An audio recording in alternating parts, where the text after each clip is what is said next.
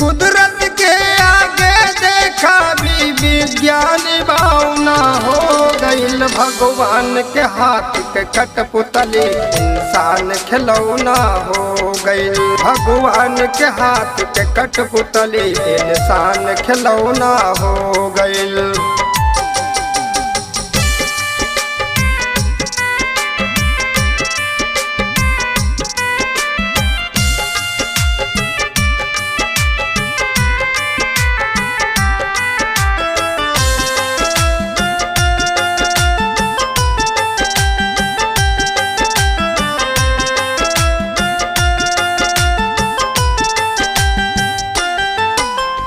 सबके धन के ऐठल ऐठल घर में बैठल मिट गईल।